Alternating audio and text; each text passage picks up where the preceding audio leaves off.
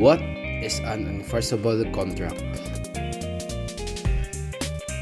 An unenforceable contract is a type of defective contract that cannot be enforced or given effect in a court of law or sued upon by reason of certain defects.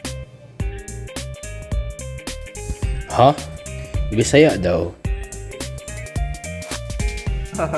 So, para easy masabtan, ang unenforceable contract kay contract nga naay defect or naay mali. Pero lang, it doesn't mean na unenforceable ang contract, di na siya magamit kay ma-ratify or ma-correct pa na siya through due process. Unsa lugar makamake pa og enforceable sa isa ka contract? According to Article 1403 of our Civil Code, na ay 3 kinds of unenforceable contract. First, if ang mga tao involved sa contract ay dili authorized or walay power na ma-involve or sign sa contract. Example, if head ko sa usa ka organization tas nakoy gibaligyan na property sa imo na nakangalan sa organization, bisan pag fully paid nimo, dili ka ang rightful owner sa property. Ha?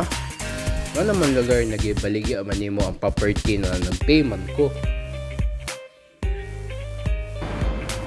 Dili man na akong property. Sa organization man na. Wala ko'y authority na mag-make o inana nga decision, so unenforceable to asya nga contract. Gets? Oh, gets. Next bit?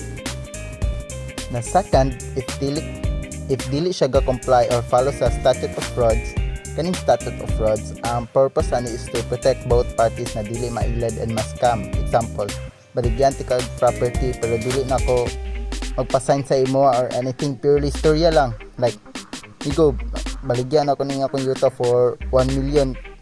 Karon dayon, tas nihatag pag kadiretso og 1 million. Unenforceable to kay according to statute of frauds, dapat naagay written agreement na naka-prove na ni-agree ang both parties. So, Jira? Sa bagay, contract good. So dapat permit tama na. Ang pinaka-last kay more on sa person ni siya. Unenforceable ang contract if ang party involved kay ma-prove na incapacitated or unable to comprehend unsay iyang gisudlan na contract. Example, na Alzheimer's or autism. Like, if for some reason naka-enter sa contract nga ang person kay autistic di siya gasell iyang property to a person nga di incapacitated, unenforceable ni siya nga contract kay technically and logically speaking, ang autistic walay proper na reasoning capacity and wala jud siya kasabot unsay iyang giagrihan kuno. Sabtan ra? Oo, sakto sad. Kaya marag mahulog siya, nag-manipulate ng person. Thank you kaya ha. Nakaguess ra ko, nag-ibisahin niyo mo siya sa kuha.